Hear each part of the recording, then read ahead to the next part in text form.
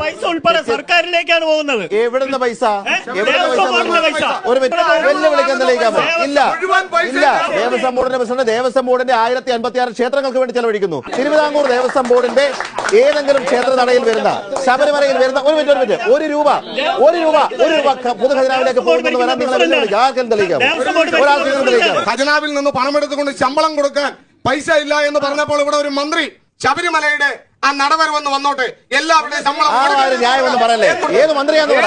ഏത് സർക്കാരിന്റെ കാലത്ത്? കഴിഞ്ഞ മുമ്പത്തെ ധനകാര്യ മന്ത്രിയായിരുന്ന സമയത്ത് അദ്ദേഹം പറഞ്ഞു ശബരിമല നടവരം വന്നിട്ട് ശമ്പളം കൊടുക്കാമെന്ന്. അദ്ദേഹം രാജിവെക്കേണ്ടി വന്നേനെ. ശമ്പളം കൈപ്പറ്റാൻ പൈസയിൽ മഞ്ഞപ്പൊടി. ഇതൊക്കെ തെറ്റിദ്ധരിപ്പിക്കലാണ്. ഹൈന്ദവ ആരാധനാലയങ്ങളുമായി ബന്ധപ്പെട്ട വിഷയങ്ങൾ ഉയരുമ്പോഴെല്ലാം സാധാരണ ഉയരുന്ന വിമർശനങ്ങളിൽ ഒന്നാണ്, അല്ലെങ്കിൽ സ്ഥിരം പല്ലവികളിൽ ഒന്നാണ് ഈ സുഹൃത്ത് ചർച്ചയിലും ഉന്നയിച്ചിരിക്കുന്നത്. എന്തുകൊണ്ടാണ് ഹൈന്ദവ ക്ഷേത്രങ്ങളിലെ പണം മാത്രം സർക്കാർ എടുക്കുന്നത്? പള്ളികളിലെയും ദേവാലയങ്ങളിലെയും ഒന്നും പണം എന്തുകൊണ്ടാണ് സർക്കാർ തൊടുകയേ ചെയ്യാത്തത്? ക്ഷേത്രങ്ങളെ സർക്കാർ കൊള്ളയടിക്കുകയാണ്.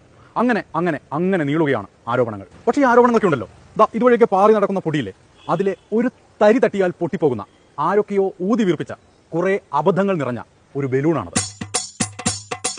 അപ്പോൾ കാര്യത്തിലേക്ക് വരാം.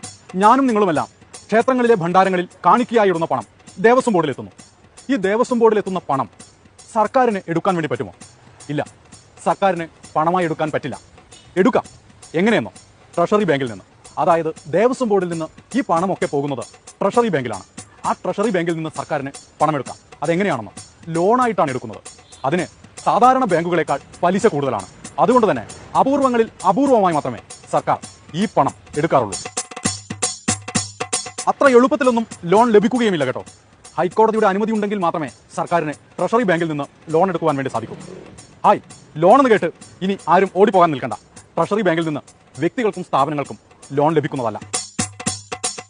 ക്ഷേത്രങ്ങളിൽ നിന്നുള്ള വരുമാനം ദേവസ്വം ബോർഡ് കൈകാര്യം ചെയ്യുന്നതിൽ സുതാര്യതയില്ലെന്നാണ്. പിന്നെ നിങ്ങൾക്കൊരു കാര്യം അറിയോ? ക്ഷേത്രങ്ങളിൽ നിന്ന് വരുന്ന വരുമാനം ട്രഷറി ബാങ്കിൽ നിക്ഷേപിക്കുന്നതേ പിണറായി വിജയന്റെയോ ഉമ്മൻചാണ്ടിയുടെയോ PS ശ്രീധരൻപിള്ളയുടെയോ കടകംപള്ളി സുരേന്ദ്രന്റെയോ ഒന്നും പേരിലല്ല. അത് അതാത് ക്ഷേത്രങ്ങളിലെ ദേവന്റെയോ ദേവിയുടെയോ പേരിലാണ്. ട്രഷറിയല്ല, ട്രഷറി ബാങ്കാണ് കേട്ടോ. ഇത് പ്രവർത്തിക്കുന്നതേ RBI, അതായത് റിസർവ് ബാങ്ക് ഓഫ് ഇന്ത്യയുടെ മാനദണ്ഡങ്ങൾ അനുസരിച്ചാണ്.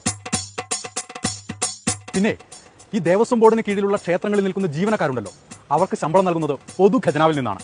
അതിന് പറയുന്ന പേരാണ് കൺസോളിഡേഷൻ ഫണ്ട്. ഇനി നമുക്ക് അധികം ആർക്കും അറിയാത്ത മറ്റൊരു കാര്യം കൂടിയുണ്ട്. എന്താണെന്നോ? ഈ ക്ഷേത്രങ്ങൾക്ക് പൊതു ഖജനാവിൽ നിന്ന് പണം നൽകുന്നുണ്ട്. സാംസ്കാരിക വകുപ്പും പുരാവസ്തു വകുപ്പും ടൂറിസം വകുപ്പും എല്ലാം ഇത്തരത്തിൽ ക്ഷേത്രങ്ങൾക്ക് പണം നൽകുന്നുണ്ട്. 2015-2016 സാമ്പത്തിക വർഷം മാത്രം ക്ഷേത്രങ്ങൾക്ക് സംസ്ഥാന സർക്കാർ നൽകിയ പണം എത്രയാണെന്ന് അറിയാമോ? 300 കോടി രൂപ. പിന്നെ ഒരു ക്ഷേത്രത്തിലെ സ്വത്തുക്കളുടെ അവകാശികൾ ആരാണെന്നോ? മുഖ്യമന്ത്രിയോ ദേവസ്വം മന്ത്രിയോ ദേവസ്വം ബോർഡ് പ്രസിഡന്റോ ഒന്നുമല്ല, അതാത് ക്ഷേത്രങ്ങളിലെ ദേവനും ദേവിയുമാണത്. അതിന് പിന്നിൽ ഒരു ചരിത്രമുണ്ട്. സ്വാതന്ത്ര്യത്തിന് ശേഷം രാജാവിന്റെ സ്വത്തുക്കൾ സർക്കാരിലേക്കും ബ്രാഹ്മണരുടെ സ്വത്തുക്കൾ അതാത് ഇല്ലങ്ങളിലേക്കും എത്തിച്ചേർന്നു. എന്നാൽ ദേവസ്വത്തിന്റെ സ്വത്തുക്കൾ ദേവന്റേതായതിനാൽ അത് അതാത് ക്ഷേത്രങ്ങളിലെ പ്രതിഷ്ഠയുടെ പേരിൽ നിലനിർത്തിപ്പോന്നു. ഈ പ്രതിഷ്ഠയ്ക്ക് ഒരു രാജ്യത്തെ പൗരന്റെ എല്ലാ അവകാശങ്ങളുമുണ്ട്. അറിയാമോ? ഈ സ്വകാര്യ സ്വത്തവകാശം എന്ന സാധനമേ ഈ ക്ഷേത്ര പ്രതിഷ്ഠകൾക്കുമുണ്ട്. അതിൽ മറ്റൊരാൾക്കും അവകാശവുമില്ല. പിന്നെ ഈ ദേവസ്വത്തിന്റെ കണക്കുകൾ പരിശോധിക്കുന്നത് മുഖ്യമന്ത്രിയും ദേവസ്വം മന്ത്രിയും ദേവസ്വം ബോർഡ് പ്രസിഡന്റും ഒന്നും ചേർന്നല്ല. അത് കൺട്രോളർ ആൻഡ് ഓഡിറ്റർ ജനറലും കേരള ഓഡിറ്റ് ഡിപ്പാർട്ട്മെന്റും ഒക്കെ ചേർന്നാണ് അത് പരിശോധിക്കുന്നത്. മാത്രമല്ല ഈ കണക്കുകൾ ഹൈക്കോടതിയിലും സുപ്രീം കോടതിയിലും ബോധിപ്പിക്കുകയും വേണം. ആ ചോദ്യം മറന്നതല്ല. എന്തുകൊണ്ടാണ് മറ്റ് ആരാധനാലയങ്ങൾ സർക്കാർ ഏറ്റെടുക്കാത്തതും അതിൽ നിന്നുള്ള പണം സർക്കാർ എടുക്കാത്തതും എന്നല്ലേ സംശയം? പറഞ്ഞു തരാം. അതെന്തുകൊണ്ടാണെന്നോ?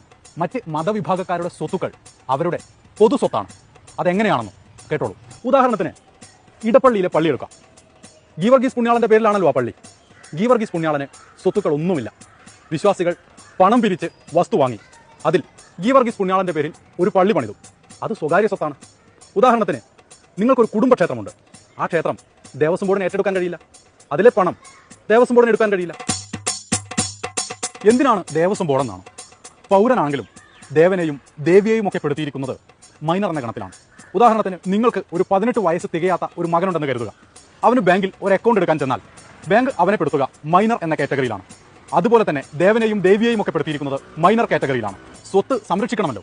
അതിന് കോടതി അതത് പ്രാദേശിക സർക്കാരുകളെ ചുമതലപ്പെടുത്തി. അവർ ഒരു വകുപ്പ് രൂപീകരിച്ചു. അതിന് ദേവസ്വം വകുപ്പ് എന്ന് പേര് നൽകി. ദേവസ്വം വകുപ്പിന്റെ സുഗമമായ നടത്തിപ്പിന് അവർ ഒരു ബോർഡ് രൂപീകരിച്ചു. അതാണ് ദേവസ്വം ബോർഡ്.